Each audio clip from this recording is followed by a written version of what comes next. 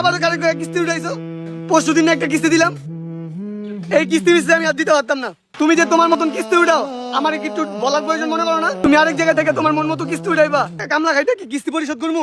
আর আমার নয়া কেনটা কও কিস্তি এলাই বাড়িতে বলেছে, এবারে কিস্তি থেকে আমি পরিশোধ করতাম না, তুমি পরিশোধ করো। কি রে কি হয়েছে? তুই এত রাগ রইছ? ভাই সমস্যা হয়েছে আমার বউটা, পুরো একটা সমস্যা।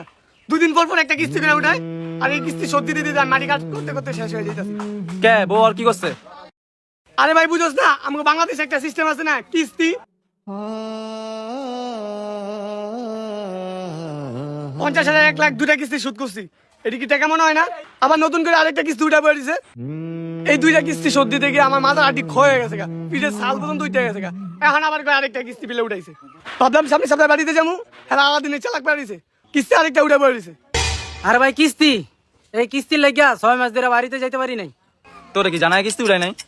আরে আমার কি জানাইবো, আমি কি ঘরের কোনো সদস্য? আমি এলাম টাকা আলার মেশিন, খালি টাকা চাই বাদ দিয়ে দিমু। আমার কি মন চায় না যেন একটু পোলা বাইনা ঘুরি, বাচ্চা বুচ্চা করলে হাড়ি উঠি?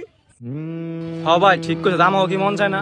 আমগো মনে টানে, ঠিক আছে, বাচ্চা কইলে একটু কোলে একটু ঘুরি গাড়ি, আমরা হেরেও পারতাছি না। আর কি করবি, কাম কর, এই কামই করতে হইব আমার ঘাড়ার জন্য।